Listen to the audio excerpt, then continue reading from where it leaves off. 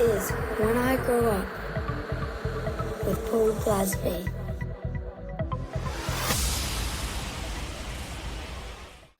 The King is here. Hello. How are you doing? Yeah, I'm good, thank you. How are you? Not too bad, mate. Thanks for coming on. It's a real honour for me. As It's an you know, absolute honour for me as well. I've heard a lot about it. Thanks, I've seen several episodes go out. But yeah, thank you for having me on. No worries, mate. It's great to have you on because you've always been one of my favourite producers. Like back from even before anyone knew who Paul Glazby was, I was playing your stuff every day. Yeah. So this is. I never realised you were a fanboy. Oh, massive, mate, massive. I was, when I came to your place that time, I was playing it cool, but. Yeah, no, I never realised you. I never realised that until you'd obviously put that clip up of thinking. I was just like, oh, I never really realised that. Yeah, no. There's been quite a few people said they got into this, like Super Fast Stars. He was another one. He said it was my music that really got him into hard houses. But it's nice. I mean, I can't say that I'm not flattered because I am, but I've never made music for other people. Do you know what I mean? It was always, I always did music for me, but I was just in the right place at the right time. That it all kind of went, Yeah. Well, I mean, I've always said whenever I DJ, I just play where I want to play, and I'm just lucky that people like it. So it's the same thing, and I think that's why you end up being successful, is because if you're trying to do something that someone's going to like, you're messing them up. Yeah. You're just not going to do it. Yeah. So how did you end up in the harder? Because the first thing I ever knew of you, and I didn't even know it was you at the time, but you had the Format 1 on Jump Wax. Is that right? Yeah. That was my. That wasn't my. It's not my. That was my first hard house record. Like I was producing with a guy vocalist in Bournemouth many moons ago. I don't know. I still remember this. And then, so he was a vocalist. He was starting out. I obviously had my stuff, and we kind of got together. And it was. I've always produced house. I was never really into hard house. It was never really that kind of thing. So I was always more the housey side. Do you know what I mean? So yeah, we had a band called Liberty, not Liberty X, but Liberty, and there is a vinyl pressing out somewhere if anyone wants to find it. But I doubt it's probably in the midst of time now, and it's called "Tell Me What You Want." But that was the first piece of vinyl I did, and that was when I was 1920. Right. Yeah, so, but how did I get into producing, or? Well, yeah, I mean, just like when I was talking to some of the other guys, they were like doing the clubs in the 80s, and then obviously like the high energy stuff. I started.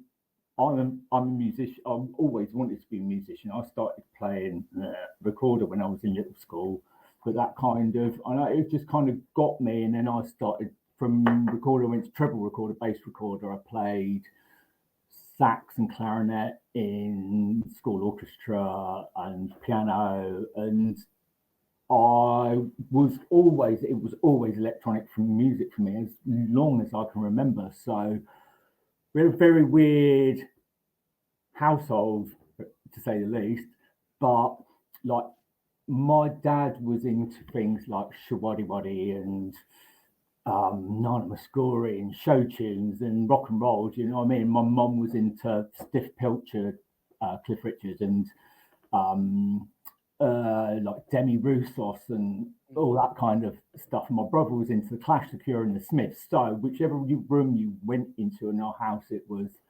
noise that I didn't like. Do you know what I mean? And I couldn't bear it. So it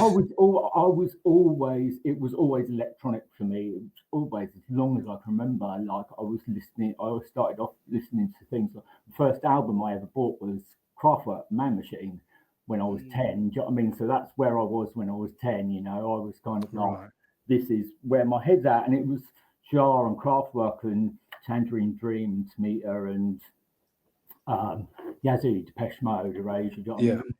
It's always electronic for me. and then I did my GCSEs, obviously got music, went to did my A-level in a year for music, but at that time, the college I had a little setup, and I got myself an Atari ST, running Cubase back in year dot, whatever the year that was. What was that? 1989, I must have been. So yeah, and I just got tinkering from then, and then I fell into DJing literally by accident. It was completely by accident. So it was when I was living in Southampton at the time. So, and the guy who was DJing at the local gay bar was just horrendous. I mean, like I don't know if he's listening to. I don't even know who it was, to be fair. But yeah, horrendous. And I said to the manager, if I can mix the next record better than him, can I have his job? And he said, yeah. And I fluked it. And that's how I got into DJing. And then I kind of learned on the job from then. Do you know what I mean? I was DJing at a gay club in Southampton. That was my first residency, really.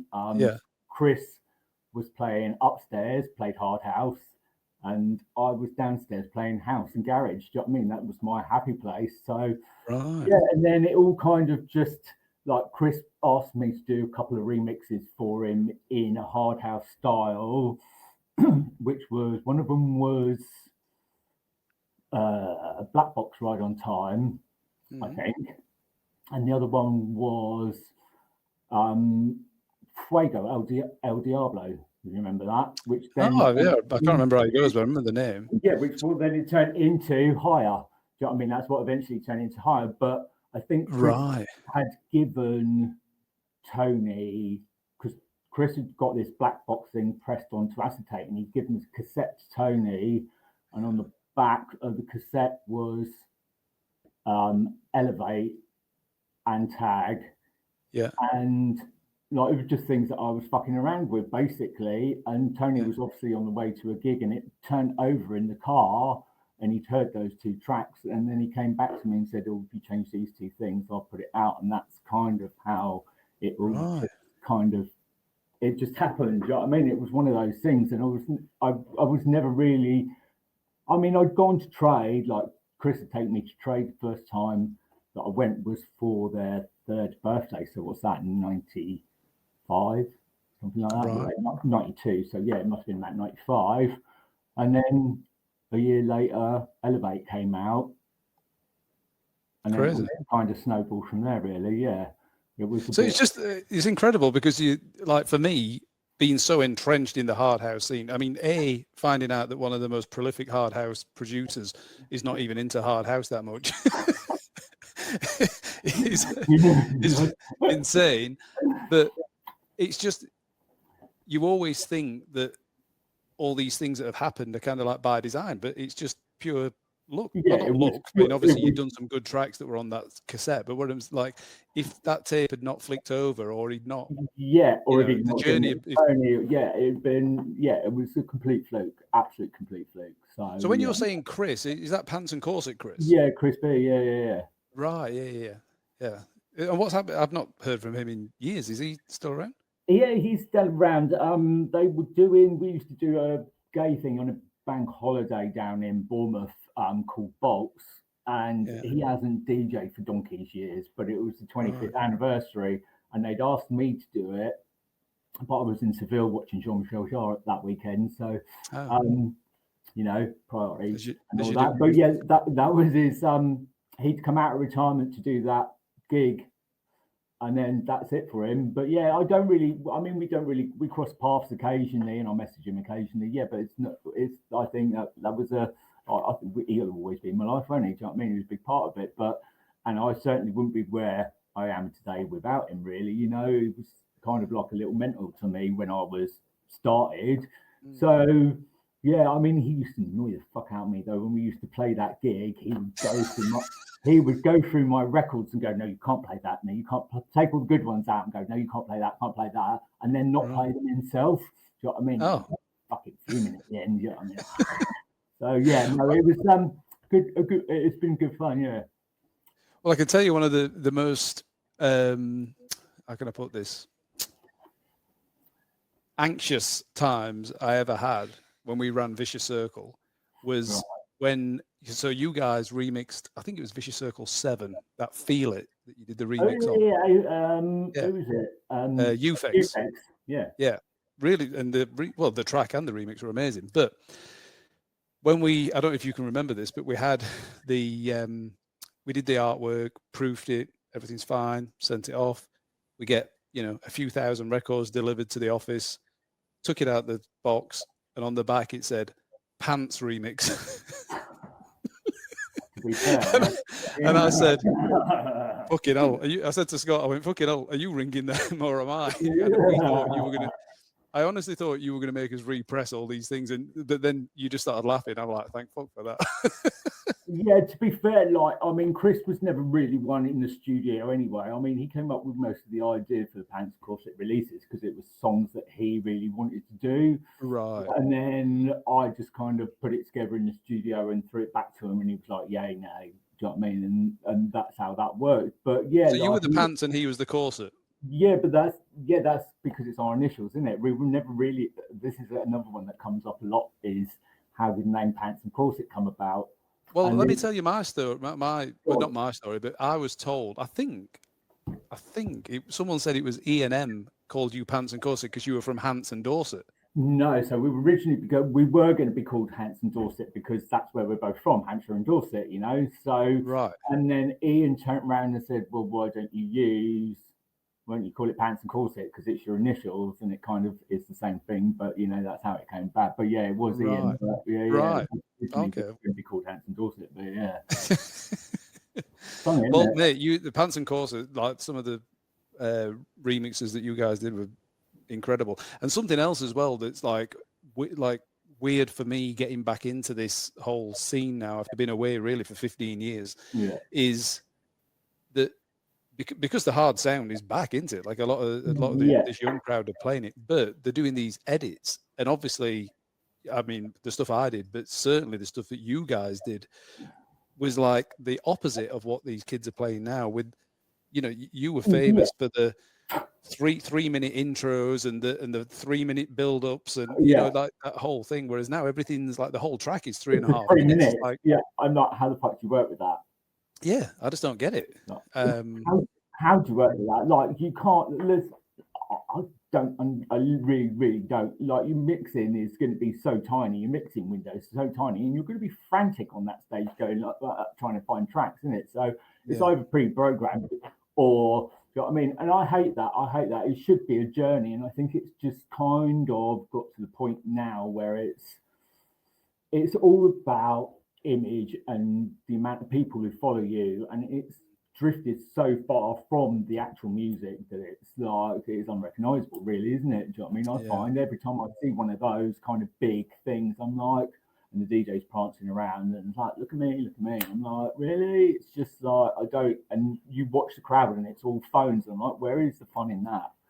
Hi guys, sorry to interrupt the episode, but I wanted you to be the first to hear that on the 8th of November, Saturday, I'll be doing a special Glazby time daytime event. Me and Tom from Insomniacs have got our heads together and we're going to be doing the gig.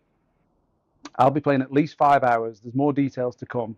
But if you are interested and you want to register for the early bird tickets, it's going to be a small, intimate venue, so it's not going to be, tons of tickets. But if you want to register for the early bird, you will then get another ticket for the after party, which has been held at my sister's bar in Sheffield. I'll be there. We can have a drink. We can have a chat. We can catch up in person and have a good time. So scan the QR code and register your details. Insomniacs will be in touch, and I will see you there. Yeah. Yeah, it'd be interesting to see what happens over the next few years if we can try and swing it back the other way. But I don't know. So the thing I wanted to ask you is, so Elevate was 96, is that right? Yeah. And then in 97, Cuz I'm Rockin, Recoil, which me and Steve Hill were talking about this, and we were like, there's no way it's an A and a B, it's just a double A side, that one. Right. But there's such a difference in the sound from Elevate to Cuz I'm, and then obviously the sound that you established with Cuz I'm Rockin is the Paul King sound. I mean, you can you hear a track and you know it's you straight away. So how did that sound come about? In like it's not like it evolved; it just happened. Yeah. And then that was your sound for the next 25 years, you know? 35. It's still going. It's still exactly the same thing. How did it happen? I don't know, if I'm honest. There was a kind of about I knew you were going to ask me this, and I was thinking about how it actually came about. No, because it was in one of the questions, wasn't it? It was like, how did the F1 song come about? Was it by accident, or did you try it? And it was never. It was neither. It was, I have to say, it was a restriction on what I could use. So I only had a tiny studio. I had a couple of sound modules, JB880, no 1080, and an 880, and Roland W30, which was my sampler, which had a whole 7 seconds of sampling time on it. And I used to do everything on that. Like, do you know what I mean? You get creative, you do it all in mono, you get double sample time, 14 seconds. Wow, you know, like today you laugh at that, wouldn't you? But you created to what you had to use. You know what I mean? Yeah. It was you got creative with what you had, and that was it. It was, there were certain things with the W30, like if you, weirdly, and I only found this out by accident as well, was when I was doing drum rolls, when it got to the bit where it goes from 16 to 32, if you quantize it back to 16th and it shuffles it all back, it still plays 2 notes at the same time. So you would get this phase thing on the snares. Right. So it did really weird things. And that's why all of those loops were kind of like a little bit, how can I put this politely, loose. Do you know what I mean? Do you know what I mean? None of those productions were tight at all, were they? They were they had a lot of swing to them, shall we say. Anyway, but it was half being constricted by what I had to use. So I had to be very creative in what loops I used and what vocals I used. Do you know what I mean? So I would kind of cut big vocals back to things that I could use, like the little scream out of Recoil, or, you know what I mean? Because I'm rocking, it's like, that's literally a 2-second sample. So yeah, it was working creatively, and the same thing with sounds. Do you know what I mean? It was, for me, it was a time as well. So 95 was my first time at trade, and I'd kind of been going to trade with Chris kind of at least every other week in between that period, once, up until Elevate, and then between that and when F1 came out. And I originally gave the F1 tracks to Tony, and he said they weren't hard enough for him, which is why they went to Triple E. right. But then I couldn't use the Format 1 name at Triple E because it's with Tony, so we shortened it to F1, but that's how that came about. But yeah, like in that time, it was literally ideas that I'd had from going to trade. I mean, trade was such a pool of music, do you know what I mean? From Malcolm when he started, which was really deep and chunky American house, you know, through like that really dark and chunky stuff. And then Alan was almost disco house, and Steve would come on and play and lift it a little bit more. And then you obviously had Tony, Ian, and Pete, which would play their respective sets. So you had such wide genre of music in there that you couldn't help but be inspired by it. And it was very much a case of things from Tony and almost the disco edge from Steve's stuff, and the harder bits from Ian's, the stabs from and the harder bits from Pete's and Ian's kind of sound, and then like little vocal bits that I'd kind of heard it. All of those vocals came off the first 3 singles that were on there, apart from Can't Stop, Won't Stop. All of them came off one house CD. Right. And then it was things like the Sharp Boys, do you know what I mean? They had a massive influence on me. There's a lot of Sharp. Patrick Prince, he was a massive inspiration for me, you know what I mean? It was all that kind of early house and early Dutch stuff that was really where my head was at. And I got a lot of that from what Tony played, you know? So it was kind of lots of little inspirations, and it all just kind of happened and fell into place, and it was just one of those things that, like, it sounded right to me in something that I was trying to emulate, because that was always what I was trying to do. It was something that I was trying to emulate, you know, but in my style. And it just happened to be very much, like I said, it was very much right place, right time. Yeah. Well, you definitely nailed it, mate. That's for sure. I mean, I remember a friend of mine back in the UK, Ben. He always used to, when I was doing sets, he'd like do the MCing. You would have seen him at some point. Yeah, we used to just be at after parties, and I remember it was like Cuz I'm Rockin, Recoil, House Rocker. A bit later, like the deep down that that you did on was it Overload? Yeah. I mean, I tried to steer away.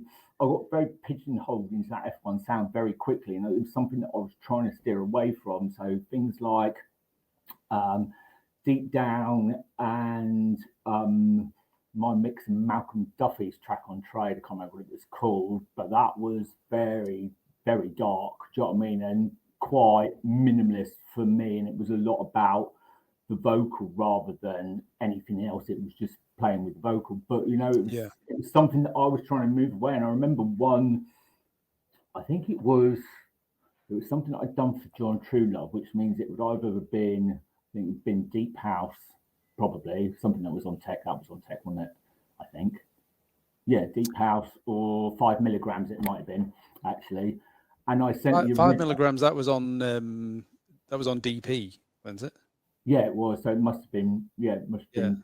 I remember you did there was something on Tech that you did. So it was you and Electrolux. Would that be John? No, that was enough. But I did a remix for him earlier, and I sent it to him. Right. And I tried to move away, and he was like, "It's not F1 enough." Do you know what I mean? So we did the mix to make it more F1, but it's really hard when you have that kind of early body of work to go, this isn't actually what I want to do anymore, you know. That's kind of why I did Trauma, to move away from that stuff, you know. I mean, I was always trying to reinvent myself on the way through, because I was still finding my sound, and I didn't want to get pigeonholed as F1. So that's why I kind of kept doing things under different names. Do you know what I mean? Because it was just like, I need to find what I'm doing, but I obviously can't do it under Triple E because they want a certain sound, and Tidy would want a certain sound. So I ended up going to Chuck and Bump, and then obviously I set Overdose up with Paul, and we kind of like, it was just everything at once. You know what I mean? I was outputting so much stuff at that time that I couldn't keep up on it really. Sometimes I was just like, what am I doing? Well, I was listening to a few weeks ago, I was listening to You'll Know, which is obviously the B-side. And that track, I don't think gets the recognition because it got outshined by Higher, because Higher was just so good. That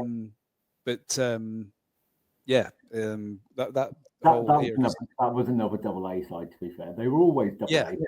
You know, I never ever did, I'm going to do a subpar track to fit on the B side. It was just kind of like, well, you know, and they're all Party Time. The vocal from that is a thing from an old Hilux track. You know what I mean? It was all earlier stuff that Rollo, who doesn't love Rollo, you know, but there was, it was always bits of older records that I was taking because they were the things that inspired me, you know. So well, my eldest daughter, she was asking, can't remember what it was, there was something that I played and then she recognized something from it, and I said we were kind of lucky in Hard House that even if you had a big selling record, it wasn't enough for anyone to pursue you for the sample that you'd used. Yeah, exactly. We never made enough to make it worthwhile to make it worthwhile. No. I'm the only person who ever came after us was Commander Tom. Do you know what I mean? For Who Killed Kenny. That ended up then going out as a Pants and Corset remix of Noon, you know. So well, like I said, amazing times. When I came down to your place and we did, I think I spent 2 days there. I think we did the Let Me Go and that Fuck 'Em All for the Trauma tracks that came out on Vicious Circle. That was a bittersweet trip, because I don't know if you remember that the next morning when I nipped into town to get the new Metallica album that came out in 2003, and it was shit. I was absolutely gutted because I'd been waiting for this album. I wouldn't remember that, because that's not my thing, is it? Like I said, I wouldn't have cared. I was like, I know, but didn't we took a guitar stab out of one of the records, didn't we, off of that? And that was one of the offbeat stabs in. It was a guitar. I think that's guitar thing from there.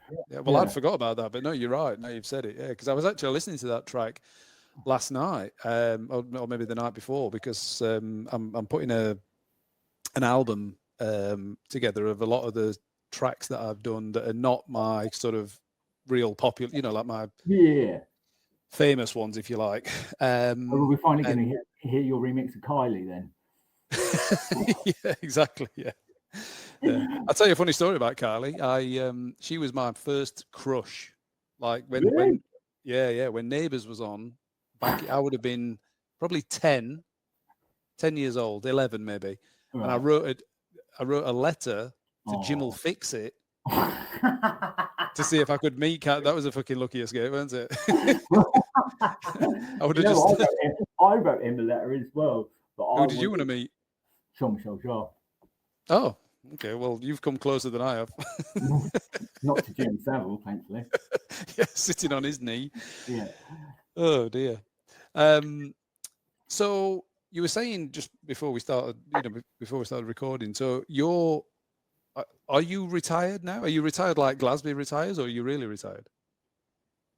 No, like for me, it's got to a point where, like, I never want. This is what I was saying to you before. Like when I started going to trade, and I remember Tony must have been pushing 40 then ish, and Ian definitely was. Anyway, I never wanted to be. She'll kill me for that as well. I never wanted to be a 40-year-old DJ. Do you know what I mean? And I can't complain, because I've been lucky enough to have an amazing life, and I've toured a lot of places, and I've had a whale of a time. But things change, and I've been with my half 7 years, and kind of like he works away anyway. Do you know what I mean? He works for Virgin, so we don't get a huge amount of time together. And then when he was home, I was off doing gigs, so it just kind of got to a bit, and I was like, look, my home life's more important now. And I kind of felt that I'd done everything that I needed to do. Do you know what I mean? I've had like dance chart #1s. I've remixed Michael Jackson, Atomic Kitten, like Texas. I've had a fucking great career, and I'm not saying I won't ever be back, but at the moment, there's nothing that I feel I need to add. It was when I put Genesis out, it was 30 years of Elevate, it was 35 years of me DJing. Do you know what I mean? It's kind of a nice point to go. You've had what I think about 300 tracks out of me. Like, how much more do you want? So no, it's like I'm not saying I won't ever come back, but for the time being, I just need a little break from it, and then maybe I'll get inspired to come back again. I'm not saying I still sit up here occasionally and do music, but I haven't been in the studio really since last August. Like, I've done a track for a mate with Stuart, who, because he's setting up, my mate was setting up a clothing line called Hot Mess, and I ended up working with Stuart on a house track for it, and it's been really good. Do you know what I mean? I've had a great time doing it, but it's just hard work. Do you know what I mean? By the time you've got the record out and promoted it, and you only kind of, especially hard house, like, do you know what I mean? Unless you manage to get something on something that's recognised, like Do For, like everybody's still getting that thing where, like, it's 30-40 sales if you're lucky, and unless you get something that's decent and it will go through, but I've never done it for money anyway, but it's always been for the passion. But like I just don't have that for Hard House at this point in time, you know. Yeah. No, I get it, man. I've been there myself. Like until I started doing this podcast, like earlier. Well, we started at the back end of last year, but it really started getting a bit, some momentum earlier this year. And then it was through speaking to Maddox and Lisa Lashes and Ben Stevens and everybody that's been on. That's just sort of bit by bit, I've got back into it, and now I've been doing some tracks. But this time last year, like I've said for years, if I never played again, I wouldn't even think about it. You know, like I could, because I'd the same as you, like I felt like I'd done everything I needed to do, and life moved on, and you do other things. But then, I don't know why, but I'm sort of, drawn back into it now, and hopefully we can roll you out when you're in your 60s. What they do with Ian now. That's him. No, to be fair, like, I don't know, like I said, I can't ever say I won't be back, but like for the time being, it's just like I'm happy, and that's been a long time coming, there's been a lot of things that have gone on. Like I said, I had a big cancer scare at the beginning of the year, and I'm in a place where my other half's in a good place, we're in a good place, I'm chilled out. Do you know what I mean? The boys are in there. I say the boys, my dogs, they're 10, 11 now, so they're kind of chilled out, and it's just nice. Do you know what I mean? It's nice not having to worry about getting a release out or having to prepare a set. Not that I ever did, but apart from the last couple, only because it's your last two sets. Do you know what I mean? I wanted them to be, especially my last one, and because I hate having time constrictions, and like I can't do hour sets. I hate them. Really, really despise hour sets because you can't take people anywhere. Do you know what I mean? It's literally, especially with my records. Do you know what I mean? I was going to say, because your tracks are 10 minutes long, you can only play I 6 of them. play like 4 records. Do you know what I mean? That's it. Like, fuck that, But it's what I like to take. I like to be able to take people on a journey. Do you know what I mean? It's about building them up and then taking them down and then building them up again to the end, isn't it? It's that whole thing, and you can't do it in an hour unless you edit and pre. And I'm not one of. I'm very much.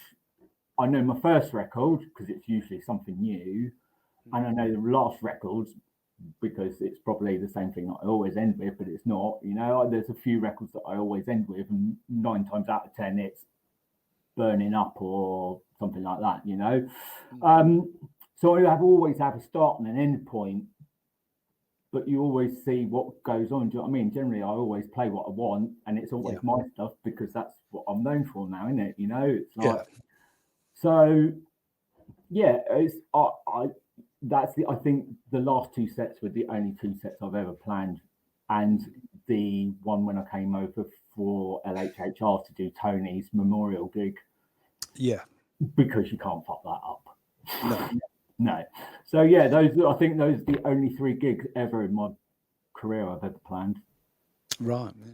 Well, I know when I did my 10-hour set, that was the most planning I'd ever done, and it was I had 5 separate bags, and I'm like, this is my. What time did we start? We did 8.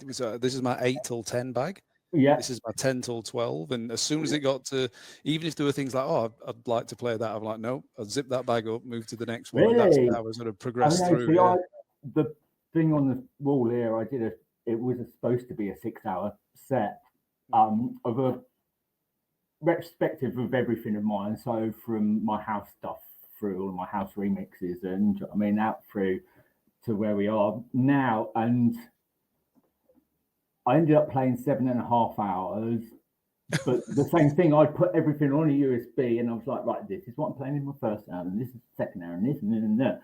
And then I was like, oh, but I've not played that, so I'll go back and play that, and then just go back. And do you know what I mean? And it ended up that, and I was 7.5 hours, and I looked down, and I was like, I've still got 2 albums to play, and I had to finish, do you know what I mean? So, but I never got to play a lot of tracks that I actually really, really wanted to, but it was a great day. It was fucking fabulous. It was in Bath, Soho, so there were only 200 people there, so it was really intimate.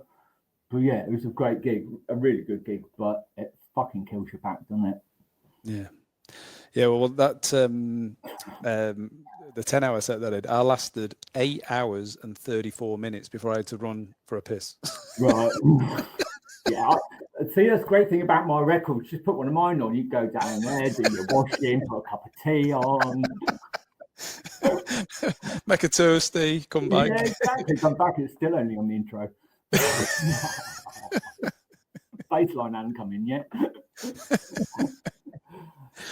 Oh dear.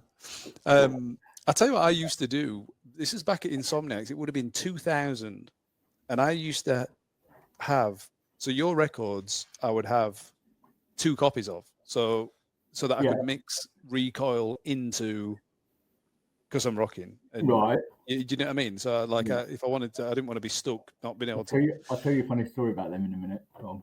But what I used to do, so this is before the mixers, you know, obviously now you've got all the effects with the phases and everything, but this is before anything had that. So I used to play, like, let's say it was Cuz I'm Rockin, and then I'd put Cuz I'm Rockin on the other turntable and mix them exactly so that they'd start phasing. Yeah. Because that was a sound that no one had ever heard before. Or do it 2 beats later as an echo.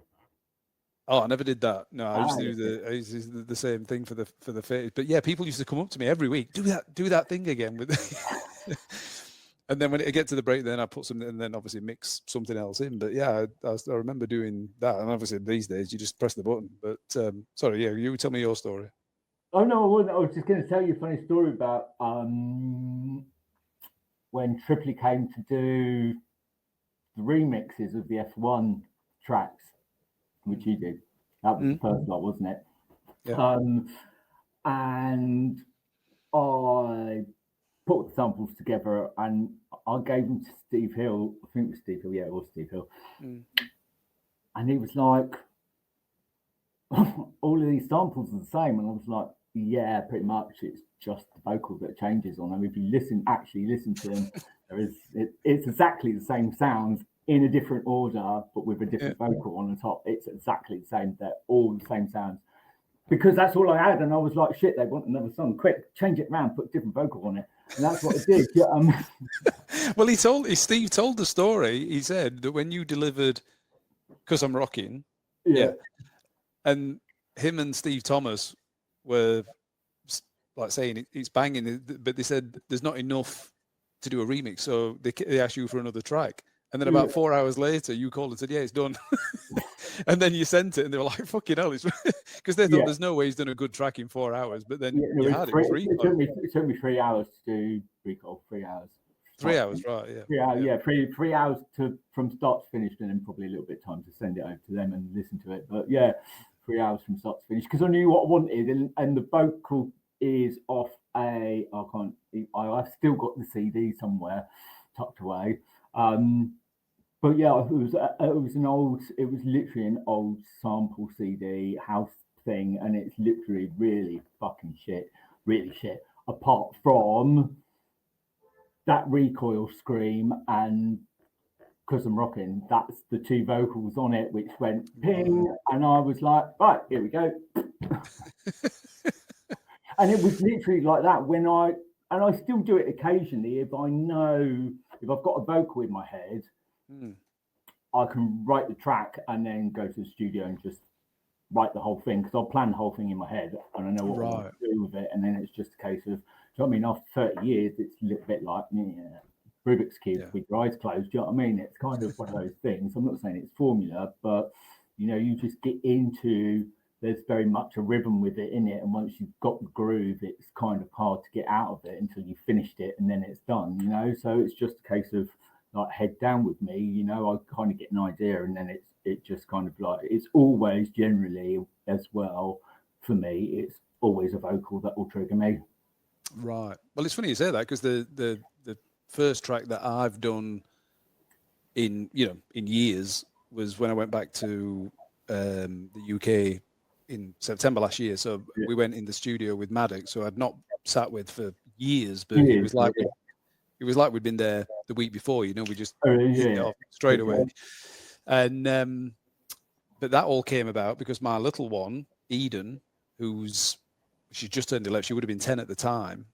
She'd been to, she with me for a week, then she's with her mom for a week, and Right, that's how we live.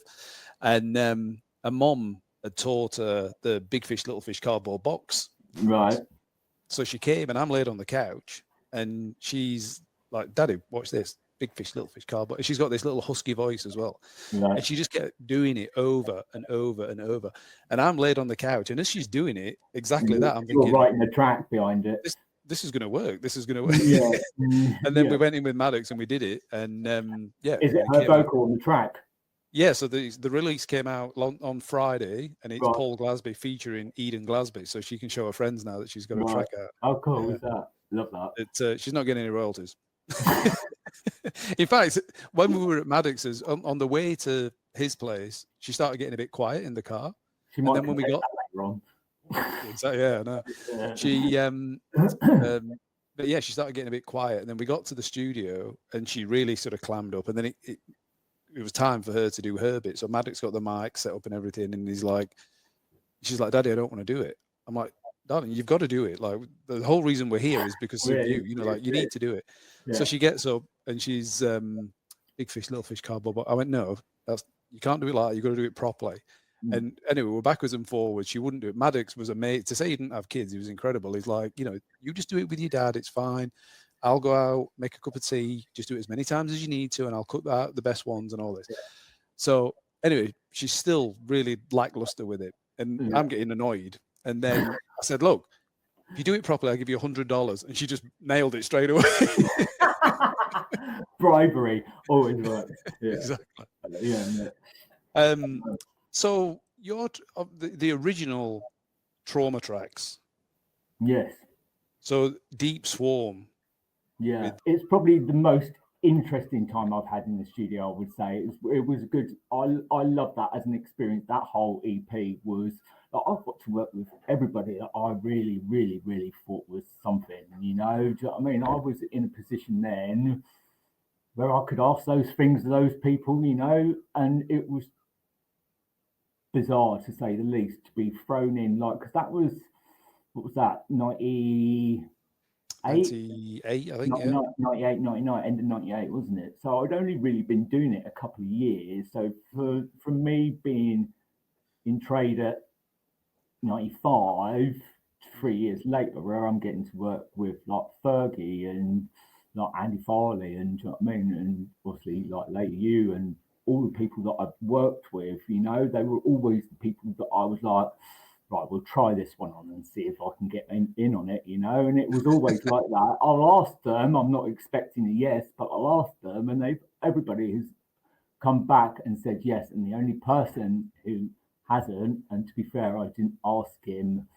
I never asked him when I did the original Trauma tracks, and I wish I fucking had, was Pete Wardman, because after that he retired, and after that I've asked him 3 times since then, and he's always said no, and I hold him in the utmost regard for that, because, like, do you know what I mean, at least he stuck to his guns, and do you know what I mean? And he said, if I do it for you, then I've got to do it for everybody, and I'm like, enough, so, like, good on him for doing it and sticking to his guns. But yeah, for me, he's the one person that I have really always wanted to work with and never got to. Yeah. He's the one person that was missing out of my collection, Yeah. I actually spoke to Pete a few weeks ago. I asked him to come on the podcast because his Trade 4. Careful, Molly. His Trade 4 mix was one of the reasons that I ended up getting into into hard house. I mean, it was just and the amount of people that I speak to that they put that mix down to their introduction to that got them hooked, pardon the pun, on hard house. And but because he works for the BBC, he's well, I can't, he said, if I ever leave the BBC, I'll come on. He said, but at the moment I can't. So hopefully one day. But yeah, he's so influential, and he didn't do a lot of tracks, but the ones that he did, I mean, what was it, Overdose that was on the Trade 4 mix. I mean, that is a fucking ripper of a track. Lizard Queen. Lizard Queen, yeah, and then it did a track with Ryan Fisher, I think, Rip Sequence. I think I did the remix on that. Yeah, I did. Things people say, because I did the remix on that. That's right. Yeah. That what did that come out? Was that on Triple E? That's on Triple E, yeah. Yeah. But yeah, such a lovely guy as well. I mean, I remember when we one of my friends put a gig on in Lincoln, and he came and played there, and it was just weird, you know, like, because we'd spent so many, and I think as well, when you're sort of young and you're clubbing and you're listening to these mixes when you know, off your chops, it kind of hits you deeper than if you were just listening to a CD, you know, normally. And then, you know, a few months later or a year later, or whatever, you stood talking to the guy. Like, it was surreal. It was just. It was the same thing with Tony. I mean, obviously, I'd seen Tony play at Trade, and then next thing I know, Tony's phoning me up going, he wants my record, and I'm like, what the fuck is going on? You know, it was. Yeah, well, that'd be super weird, yeah. Very surreal, very, very surreal. Do you know what I mean? And then now I've got records on Triple E, and it was one of those. It was just the bizarrest time. Do you know what I mean? I can't say, like I said, I'm so thankful for it, because I would never have had the life I've had if it wasn't for Chris and Tony, you know. So I'll always thank Tony for that, you know. He's been instrumental in my career, and I try to do the same now. Like, I've always been that you should always try and help people coming through. So if I've seen talent on the way through, I've always tried to support it. Like Shawnee Jackson, like Martin Cook, bass jumper, I've sorted in. Like there's loads of people, like Ben Bernard, I've championed him the last few years. Like, you know, he's an absolutely diamond geezer as well. So, you know, I very much believe in younger talent, because obviously we're not going to be here the whole time. And I've always tried to give those people the same chance that Tony gave me. You know, those people might not have access to record labels, or, you know, but I will always, like Emma and Casey, they run a label called Emanating, but they send me every release to check over and listen to and go, oh, is there anything, you know, that you can hear, or and I'll always give them like feedback, you know. But I think, you know, there are so many people, especially in this day and age, being the industry is as well, you know, it's so difficult to get into, so difficult to be noticed, you know. So if you can give those people a bunk up, or at least, you know, champion their sound, then that's cool, isn't it? You know. Well, I mean, that's one of the things that, and I've said, anyone that's listened to this has probably heard me say this 1,000 times now, but like, as you get older and you look back at things that happened at the time, like, so like how welcoming you were, you know, like when I went down to the studio with you, to me at the time, that was bizarre, like surreal, because like I said, I'd learned to mix on using your tracks, you know, and then literally a few years later, so let's look, 96, 90, I started mixing in 97, so I'm learning to beat match with Cuz I'm Rockin and Recoil and House Rocker and then Higher, and then that's in 97, 98, and then 2003 I'm sat next to you in your studio. Like, it was just, and then the same thing. I hated your first record though, because it was literally an F1 ripoff. At the time, I hated it. I fucking hated it at the time. I was like, he fucking nicked everything of mine. Went off on one, like, Precious Little Queen, that was anyway. You know, you live and learn, don't you? But yeah, like, you know, I'm very much for people. Like, when I hear things now and I'm like, oh, that sounds like me, and I'm like, oh, that's cool. Like, at least you know, the fact that if I've brought any happiness to anybody through my music, but B, if I can inspire anybody to do that, then I'm happy. Do you know what I mean? My music was never meant for, like, my music was just supposed to make me happy. The fact that other people enjoy it makes me like immensely humble. Do you know what I mean? It was never there for that. It was just an outlet for me. So yeah, the fact that I've had the career and the people who follow me that do, like, I wouldn't be here if it wasn't for those people, you know. So I can't, you know, it's immensely humbling for me that I've managed to give something back, and there's something of a legacy that I have, you know, and people look at me like that, you know. I find it very bizarre that people would look at me like that, you know, because I'm not that person, you know. It's just like on me, you know. I've never ever thought that I was anything special or anything. It is just the fact that I'm very lucky that I get to do the job that I love. Yeah. Well, mate, I mean, like, I think for anyone that's into hard house, if they did a top 3 producers, you'd be in most people's top. You'd definitely be in my top 3. I mean, it's just, I think the legacy that you leave, whether you decide that now is the time that you step away, or if it's, you know, another 10 or 15 years, Paul King, F1, Trauma, like all, like you made such a stamp on the scene, and for me, like, I wouldn't be doing what I'm doing and playing what I'm playing and making what I make if I wasn't able to rip you off every time. Now, I'm completely unprepared. I'm not usually like this. I've just got to access my phone because there's some questions that we need. I'd normally have them written down, but like a knobhead, I forgot to do it. So let me just find. So Creepshow 303. Yeah. What a legend Mr. King is. One of my favorite. See, exactly what I just said. One of my favorite producers. Question from myself, Scott Marino. That must be his real name. What is your favorite hard house track? We know Kick It's your least favorite. What is your what is your favorite hard house track of all time? And well, answer that one first. You've got 2 questions here. So what is? That's too difficult, isn't it? What's my favorite hard house record?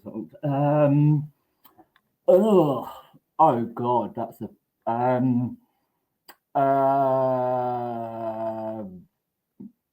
I don't want to be cheesy and say Marmion, although it is an epic record, or Access. So, you know, if it was going to be one, I would have to say,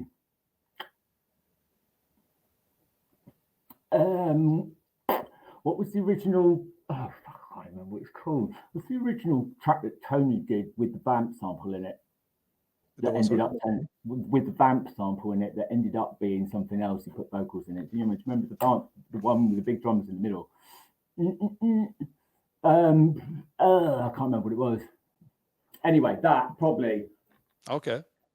Because it never came out, did it? He tried to put it out, and then they said they couldn't use the vamp sample, so he had to he rejigged it and then put it in something else. But it was never really the same. So the original version of that is probably, because it's got that weird kick drum on the 3rd beat, on the offbeat of the 3rd beat, so it goes dun dun dun. Do you know what I mean? So it's never. Well, there's never competition time in the comments below if anyone knows what it's called. Yeah, please. My memories. Winner when I grow up T-shirt. Yeah, my Alzheimer's kind of kicking in early today. But he also asked, what is your favourite track that you have made? What's your favourite Paul King track? Do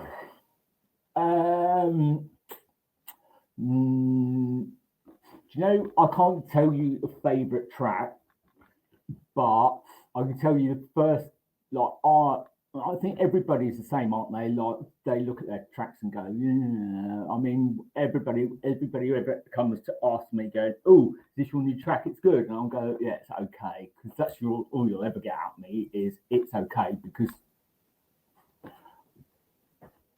I always feel I can do better. I can always better myself. So for me, the first thing that I was ever proud of, and it only took me a short amount of time, was the first XX album, which was 2018. It took me a few years to actually like it, but that's literally the first body of work where I've gone, do you know what?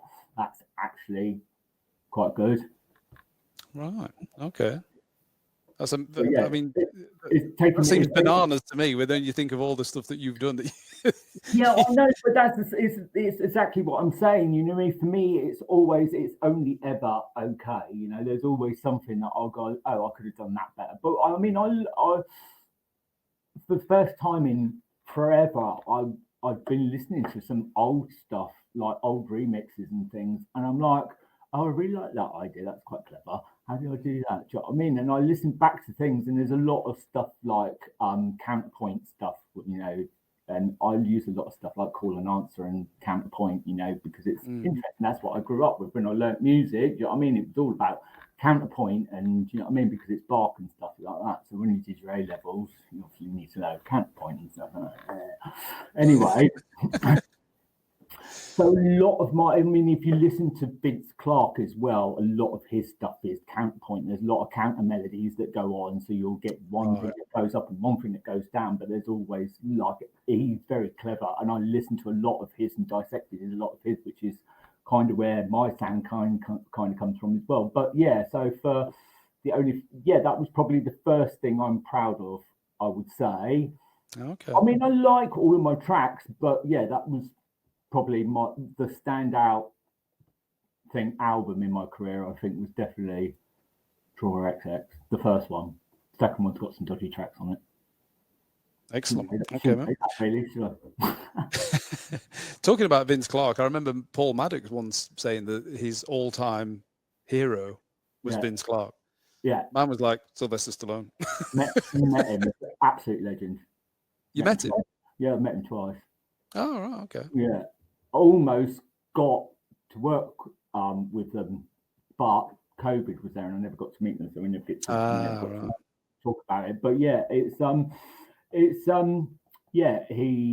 he's a big fan. I'm a big fan of his. Like his sound, especially the way he works, like musically, is very much the same as how I work. You know.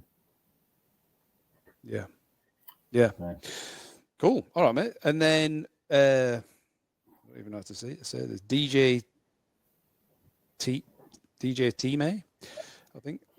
He said, "You're one of the nicest blokes you could ever meet, and so humble for such a stellar career. My question is, what's your favorite blue cheese? Or if blue cheese is a no-no, what's your favorite Pantone color?" I think this guy's taking the piss. I'm lactose intolerant, so I can't eat cheese. But I do have a favourite blue cheese, and I shouldn't eat it, and it's Sanagur. But favourite Pantone colour, don't know. Anything red.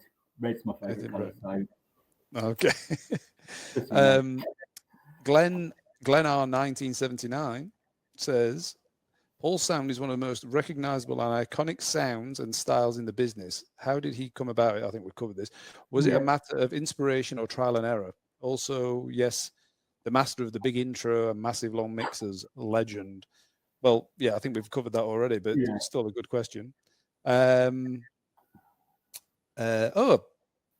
Ben Venard, you were talking about him a minute ago. Yeah. Really looking forward to this. The support he has given me this last couple of years has been amazing. Very honoured to have remixed 4 of his biggest productions.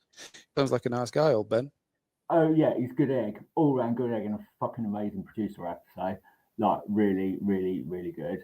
Really good. Really rate him. Really highly rate him. Like, that's what I'm saying about, I mean, he's been around for ages, but he's got known from doing mixes, do you know what I mean? So, and the cracking ones as well. And he's got a very, very distinct sound, I think. Do you know what I mean? I really like his productions. I'm very much a fan of his. Yeah. Actually, I'll just say just another story that just quickly came to my head. I remember what was I saying about super fast Dodge? You remember I said super fast? I said that OD404 got into Hard House because they liked the F1 sound. And it was weird because I was speaking to him about this, and it was weird because OD404, I thought their sound was where my sound should be. That's what I wanted my sound to kind of go into. Do you know what I mean? So at one point, I think they were trying to copy me and I was trying to copy them. Just get around in circles. But it's weird. It's weird, isn't it? It's weird. I've like had BK as well said that he was really into F1 as well. It's just like, it's weird. I've never thought of it that many people would have found it. Like, you know, but it was, yeah, like I said, right place, right time. I'm very, very, very lucky to have had the career I've had.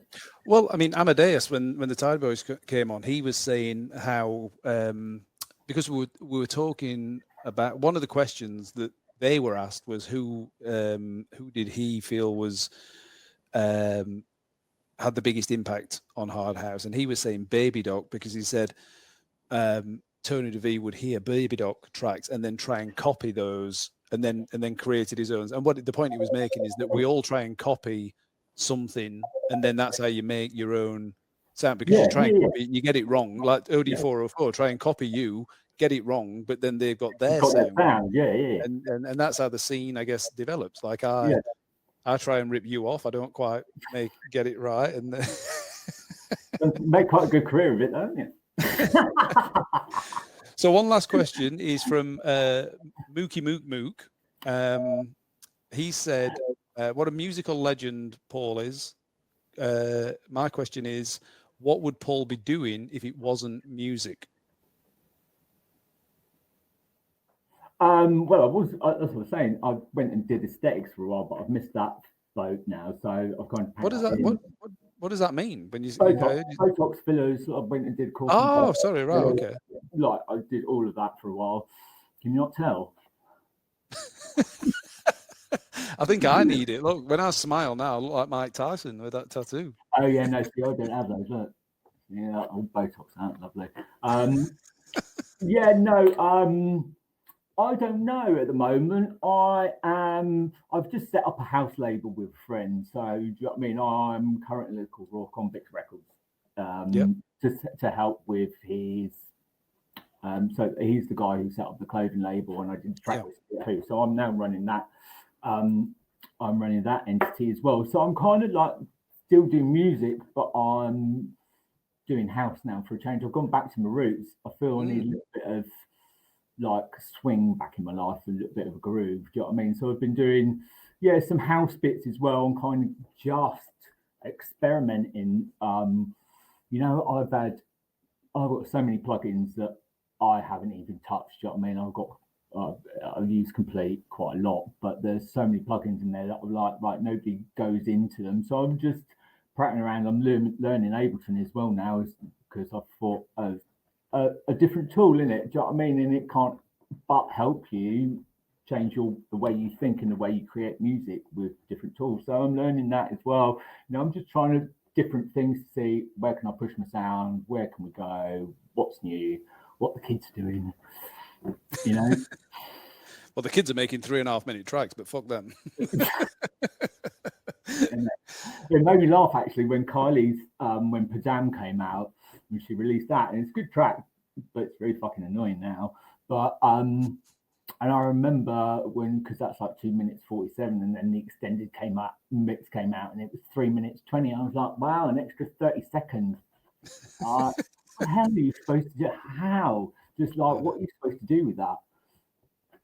Well, I mean, surely all you can do is, I mean, I guess with technology, the loop the first part. But the thing is, and this is what I was saying to someone. Seems like a lot of work though, doesn't it? Just write the track to be 5 minutes. Do you know what I mean? It's like, otherwise. That's what I mean, because like if you listen to your stuff, my stuff, whatever, like there's a reason why we built it up like we did. Yeah. Because you know so it builds so that when you're mixing it into the other one, and you can, you can't do that if you're just looping the same bar. Yeah. And repeating that, it doesn't make any sense to me. But we're the old guys now. What do we know? Yeah. Well, Paul, you've been an absolute inspiration to me and to shitloads of other people. And like, if you really have retired and you drift off into the sunset, then the legacy that you've left and the body of work that you've left behind is pretty much second to none, I think. So yeah, from me personally, and from the Hard House community at large, I think we owe you a big thank you and good luck with whatever else you do. Yeah, thank you very much. Yeah, the same. It works the other way around as well. Like I said, do you know what I mean? I can't not thank all of those people who didn't go out and or went out and bought records or downloaded or stole them or do you know what I mean? Whatever they did to get hold of them. You know, all of those people and all the people who supported me during my career, whether it's people that I've worked with like you or do you know what I mean? All the DJs that I've worked with, all the producers that I've worked with, all the people who've booked me, all the people who bought my records. You know what I mean? I wouldn't be here without them. So, you know, it works both ways. I'm glad that I could give them something that they could get off their chops to. Amen to that. All right, mate. Well, hopefully we can do this again one day. But yeah, definitely. I'm very much up for it. It's a good laugh, actually. Nice one. Excellent. All right, mate. Well, you take All care. right. Thank you. Have a good one. See you, mate. Yeah.